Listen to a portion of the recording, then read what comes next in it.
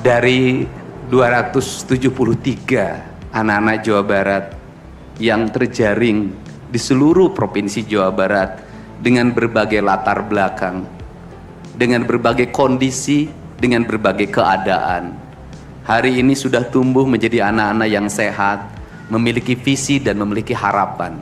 Bahkan menurut saya jauh lebih baik dibanding yang tidak mengikuti pendidikan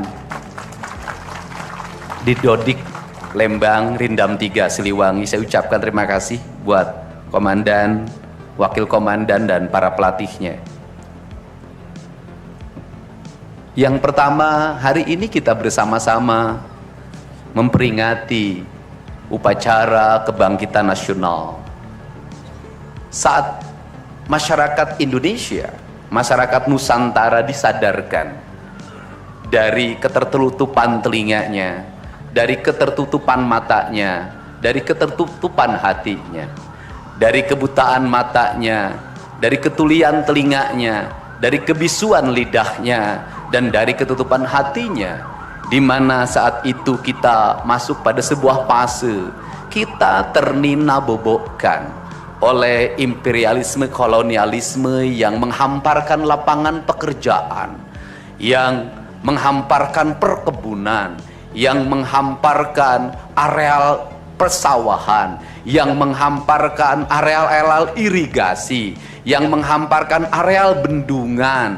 Tetapi mereka mengisi gedung sate ini, mereka mengisi gedung-gedung indah dan mewah di seluruh Nusantara. Tetapi gedung-gedung itu hanya memiliki hak mereka untuk melakukan pengelolaan keuangan, untuk melakukan pengelolaan kekuasaan, di mana seluruh hasil kekayaannya dinikmati oleh mereka dan dikirimkan ke negerinya, dan kemudian rakyat Indonesia hanya menjadi kuli dengan gaji yang terbatas.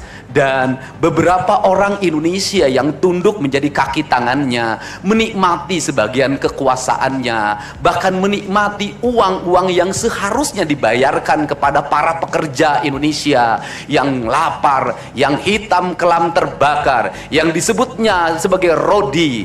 Mereka mengambil hak-hak mereka dan dinikmati oleh mereka yang hari itu berkongsi dengan kolonialisme. Maka kesadaran itu tumbuh, lahirlah gerakan Budi Utomo, lahirlah gerakan Sumpah Pemuda, dan seluruh gerakan itu dimulai dengan sebuah kesadaran dan hilangnya rasa takut pada dirinya bahwa kita adalah pemilik hak dari negeri ini. Hari ini kita disadarkan pada sebuah peristiwa di mana kita sering buta mata kita. Kita sering tuli telinga kita, dan kita sering gagu lidah kita. Ketika anak-anak kita berteriak di jalanan, mengusung sangkur, membawa celurit, saling berkejaran, darah menetes di setiap sudut kota, motor-motor dibakar, orang menjerit penuh rasa ketakutan, kita hanya bisa diam. Ketika di sudut-sudut kota anak-anak kita menenggak ciu, ketika sudut-sudut kota anak-anak kita makan eksimer, ketika di sudut-sudut kota anak-anak kita makan minuman oplosan, mereka jatuh tersungkur, matanya merah penuh dengan rasa emosi, pulang ngamuk ke orang tuanya, kita hanya bisa diam.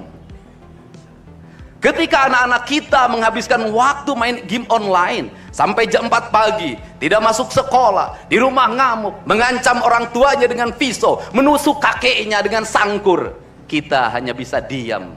Proses kita hanya dua, pidana dan penjarakan dalam penjara anak. Tetapi kita tidak pernah menyadari bahwa seluruh lorong-lorong kegelisahan mereka, seluruh hiruk pikuk jalanan tak membuat mereka nyaman. Sudut-sudut rumah menjadi neraka bagi kehidupan mereka. Lapang-lapang bola tergusur menjadi industri perumahan, pemukiman, dan pertokoan. Mereka kehilangan tempat bermain. Mereka kehilangan air yang jernih di sungai sehingga bisa mereka berenang. Mereka kehilangan gunung-gunung yang indah tempat mereka bercengkrama dengan alam. Mereka kehilangan sawah yang terhampar. Yang mereka lihat adalah kebisingan dan kebisingan. Bising di jalanan karena knalpotnya brong. Bising di rumah karena orang tuanya bertengkar. Maka mereka lari dalam lorong-lorong gelap. Digenggamnya handphone, diambilnya obat-obat terlarang, ditengahnya minuman dalam sebuah kelompok yang sama. Kita orang-orang yang terpinggirkan di rumah, kita orang-orang yang terpinggirkan di sekolah. Guru-guru telunjuknya menunjuk pada wajahnya, tapi tak bisa memberikan solusi kegelisahan jiwanya. Semua orang hanya memberikan pengamatan, analisis, kajian. Itulah metodologi yang dikembangkan bangsa ini. Tetapi tidak ada yang berani mengambil solusi, mengangkat mereka di sudut jalanan, dimasukkan ke barak, dididik secara militer, diarahkan menjadi anak-anak yang berguna. Kedisiplinan militer adalah harga mati bagi kemajuan bangsa, bukan musuh. Pandangan-pandangan buruk terhadap militer adalah pandangan-pandangan orang yang takut anak-anak Indonesia bangkit, yang takut anak-anak Indonesia mencapai kemajuan. Mereka takut bangsa ini menjadi bangsa kokoh dan tegap. Mereka ingin bangsa Indonesia menjadi bangsa pemabuk yang setiap hari mabuk akan ilmu pengetahuan, yang setiap hari bertengkar di TV, yang setiap hari bertengkar di medsos, sementara hamparan kekayaan alam diambil sama mereka. Janganlah kita menjadi antek dari bangsa lain, memporak-porandakan diri sendiri dan bangsanya dengan alasan pengetahuan, dengan alasan hak asasi manusia. Anak membawa motor di bawah umur adalah pelanggaran hak anak. Kapan kita bertindak? Dan selama ini kita membiarkannya. Anak-anak nonton film tanpa didampingi oleh orang tua, itu adalah pelanggaran anak, dan kita tidak pernah bertindak. Anak-anak di bawah umur merokok, minum minuman keras, itu adalah pelanggaran hak anak. Semuanya kita berdiam. Anak-anak main game online, nonton tayangan-tayangan dewasa lewat media sosial, kita berdiam. Negeri ini akan hancur manakala semua orang berdiam. Maka orang yang memegang kekuasaan harus menggunakan tangannya untuk merubah seluruh kemunkaran ini menjadi sebuah kebajikan. Kalau kita berkomitmen pada bangsa ini, problem anak-anak kita adalah mengkonsumsi tayangan yang bukan haknya di media sosial. Maka saya meminta peraturan pemerintah yang mengatur tentang itu segera dilaksanakan. Anak-anak di bawah umur tidak boleh mengakses media sosial yang bukan haknya. Seberapa besar pun gagasan yang saya gagas, seberapa kuat pun kekuatan yang saya bangun, saya tidak akan bisa melawan jutaan akun yang merasuki otak kiri dan otak kanan anak-anak kita. Untuk itu, pada saat ini sudah saatnya kita tidak saling menyalahkan. Untuk itu saat ini tidak ada salahnya kita mengambil tindakan berdasarkan perilaku kita masing-masing. Perilaku ekonomi menyebabkan anak-anak kita kehilangan ibunya karena pergi ke luar negeri. Perilaku ekonomi mengakibatkan anak-anak kita tidak pernah bertemu dengan ibu dan bapaknya karena mereka mencari rejeki. Mereka ada di pojok-pojok rumah bersama kakeknya. Kakeknya melarangnya dia main game online, melarangnya pakai motor jam 11 siang. Maka pisau dapur terhunus dan ditusuk seseorang kakek oleh cucu yang disayanginya. Kerangka pijak seperti ini harus dibangkitkan oleh kita. Semangat militer, bukan militerisasi. Kalau anak-anak dibangunkan jam 4 subuh, di mana letak salahnya dan di mana letak pelanggarannya? Kalau anak-anak dibangunkan kemudian disuruh membereskan tempat tidur, apa salahnya dan apa pelanggaran hak anaknya? Kalau anak-anak disuruh sholat subuh, apa pelanggaran haknya? Kalau anak-anak mengikuti kuliah subuh, apa pelanggaran anaknya? Kalau anak-anak disuruh ngantri kemudian makan pagi, sarapan pagi dengan telur, dengan nasi, dengan pisang dan minum susu, di mana letak salahnya? Kalau anak-anak kemudian disuruh belajar dan saat belajar duduknya bersikap memandang ke arah gurunya, memandang mata gurunya, agar terjadi transformasi energi antara guru dengan muridnya, yang hari ini dihilangkan dengan digitalisasi, menghilangkan ruh spiritual konsepsi pendidikan kita, diganti dengan konsep pendidikan digital yang tidak lagi melahirkan hubungan emosional guru dan murid. Akhirnya murid-murid tidak menghormati guru-gurunya karena guru lupa mengekspresikan nilai-nilai spiritual dalam dirinya pada murid dalam ruangan yang hening, diganti dengan papan belajar digital. Di mana letak salahnya? Kalau anak-anak itu diajarkan makan siangnya tertib, berantri, berdoa sebelum makan, di mana letak salahnya? Kalau anak-anaknya sore hari diajarkan bola voli, sepak bola, latihan baris berbaris, di mana letak salahnya? Kalau sore hari anak-anak disuruh masuk ke masjid, mengikuti pengajian, di mana letak salahnya? Kalau setelah itu mereka makan malam, dan makan malam ditandai dengan berdoa, di mana letak salahnya? Kalau mereka jam 9 disuruh masuk barak, disuruh masuk ruang tidur, dan disuruh tidur, di mana letak salahnya? Justru hak-hak anak terdapat di barak pendidikan TNI, dan hak itu tidak mereka dapatkan di rumah-rumah.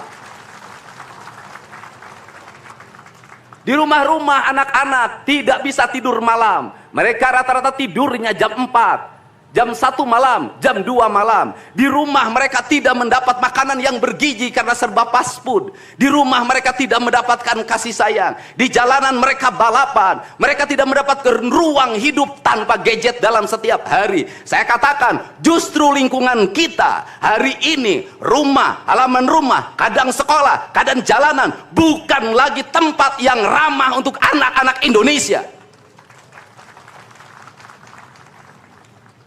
Untuk itu apa kebijakan yang harus kita lakukan? Kebijakan yang harus kita lakukan adalah mindset pembangunan dirubah. Ekonomi bukan segalanya. Itu penting. Tetapi ekonomi tidak boleh membunuh ruang-ruang publik di mana orang mendapat ruang bercengkrama. Desain rumah harus dikembalikan pada desain yang membuat jendela, membuat ruang untuk ibu dan bapaknya berkumpul. Halaman rumah harus tersedia di setiap kampung, jangan dihabiskan untuk bangunan, karena anak-anak ingin bermain di halaman. Lapangan bola di setiap desa harus ada. Karena apa? Karena mereka terus berinteraksi olahraga. Sungai-sungai harus dijernihkan, karena anak-anak orang miskin tidak bisa berenang di kolam renang yang berbayar. Mereka harus berenang di sungai-sungai yang jernih. Gunung-gunung harus dihijaukan, karena anak kita perlu hiking dan traveling dalam setiap waktu. Anak-anak kita perlu berinteraksi dengan semesta. Lampu-lampu kadang sebulan sekali harus dimatikan, agar anak kita bisa menatap langit, melihat bulan dan bintang, bahwa dia adalah bagian dari cakrawala yang indah. Negeri ini sudah sesak dengan uang di kepalanya. Yang akhirnya apa? Pendidikan hanya menjadi ucapan dan tingkatan S1, S2, dan S3. Tapi pendidikan lupa ada nilai esensial yang harus dihidupkan dalam relung hati manusia. Pendidikan Indonesia adalah mewujudkan manusia Indonesia seutuhnya. Mewujudkan manusia Indonesia seutuhnya. Dalam falsafah Sunda disebutnya Pancawaluya. Cager, bager, bener, pinter, singer. Itulah falsafah pendidikan asasi.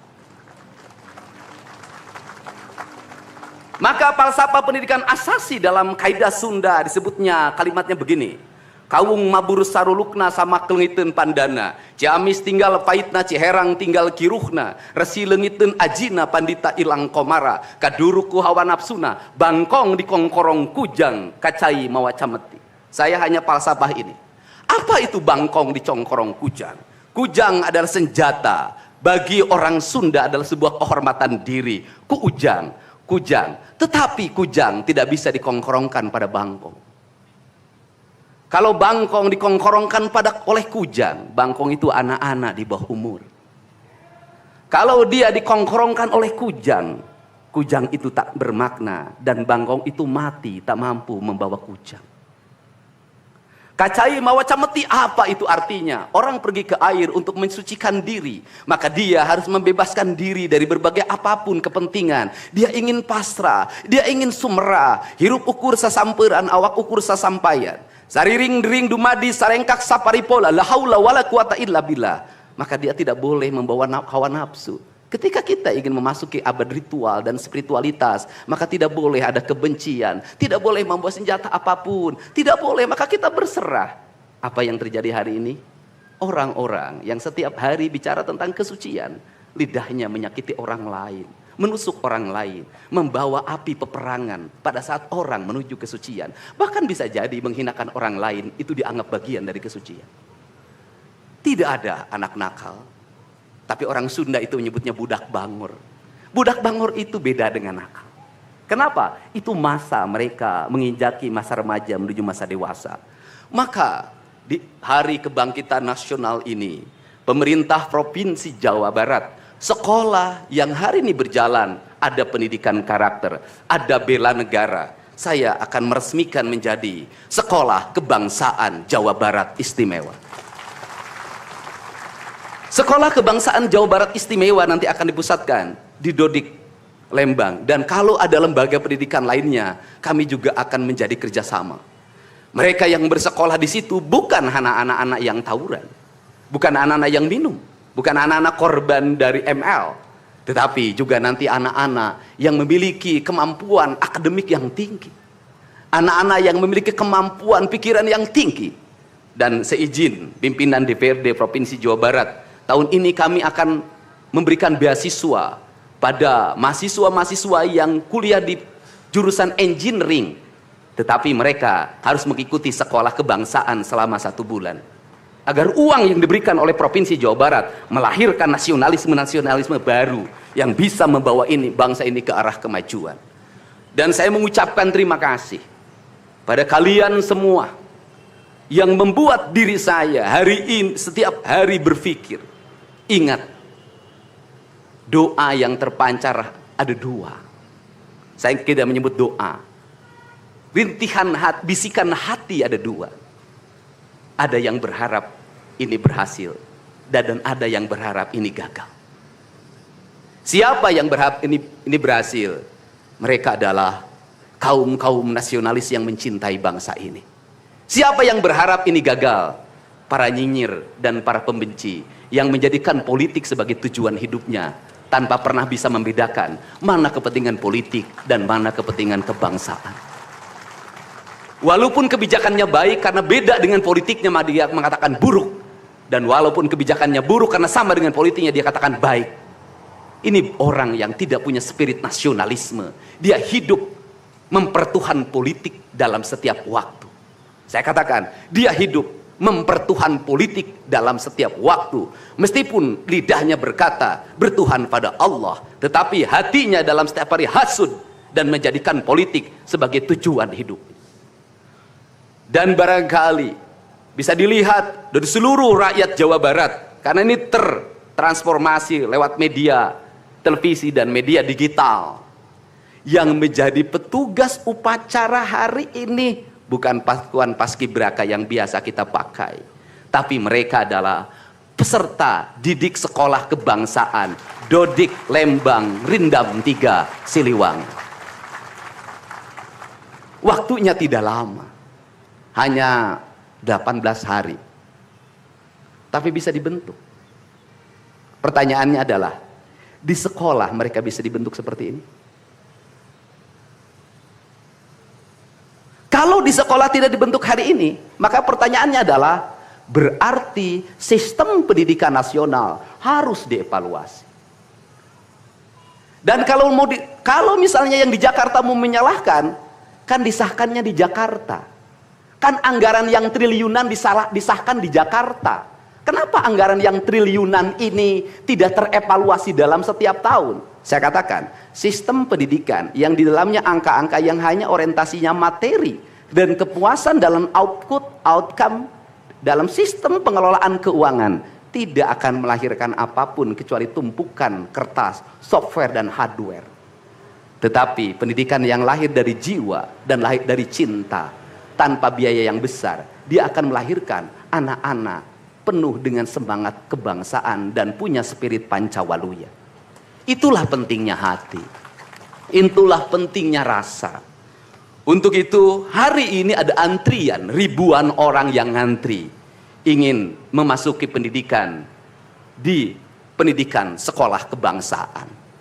Dan kalian semua hari ini bisa bertemu dengan orang tuanya, bisa mendapat sertifikat dari kami, dan bisa pulang dulu Nanti dalam 2 minggu sekali kami siapkan mobil di setiap kabupatennya untuk pergi ke Dodik lagi, mengikuti pematangan, bukan di Dodik nanti, di Badan Diklat ESDM Pemda Provinsi Jawa Barat, kalau nanti di Dodik diisi oleh siswa yang baru. Dan kami akan memantau perkembangan kalian dalam waktu 1 tahun, bukan 6 bulan. Dan saya sudah meminta kepada Dinas Kesbangpol, Dinas Pemuda Olahraga, di upacara peringatan 17 Agustus 1945 Pemda Provinsi Jawa Barat, seluruh pesertanya berasal dari siswa didik sekolah kebangsaan di Dodik Lembang. Kalian semua jadi petugas upacara Agustusanan. Jadi tidak usah repot lagi. Ternyata bisa. Dan hari ini bisa kalian bahagia. Saya ngasih bonus untuk petugas upacara dari Dodik ini 25 juta untuk dibawa pulang ke rumahnya masing-masing. Dapat uang saku, makannya enak, tidurnya nyenyak, berubah mental, bajunya bagus, pulang dapat bonus, gratis lagi. Dan tentunya buat petugas yang lain juga kita siapkan 25 juta. Nanti ditanya lagi, itu duit dari mana? Ladang konten. Saya selalu ditanya, Pak Dedi duitnya dari mana ngonten? Habis itu dimasalahin lagi, gubernur konten. Lebih baik dari jadi gubernur konten, punya duit diberikan pada rakyat daripada gubernur molor. Bener nggak? Ya kan, daripada gubernur tidur, gubernur protokoler, gubernur ingin dihargai, gubernur menghabiskan anggaran jalan-jalan ke luar negeri, teu hayang teuing aing.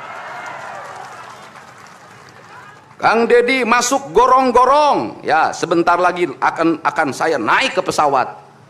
Jadi Indonesia ini perlu mental yang kuat kalau ingin melakukan perbaikan. Kenapa? Harus kuat menghadapi kaum nyinyir.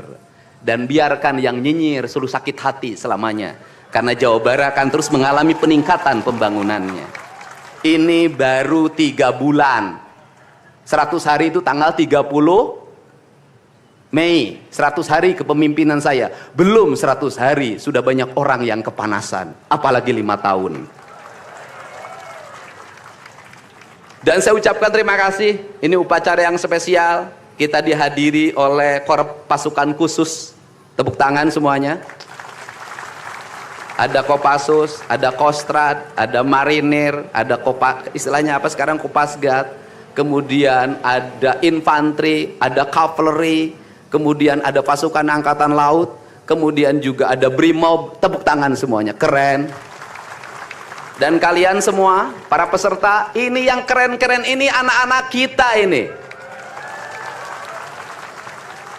Anak-anak kita yang keren-keren ini, kamu tengok ke kanan, tengok kiri sambil minta sama Allah, besok kamu yang berseragam seperti mereka.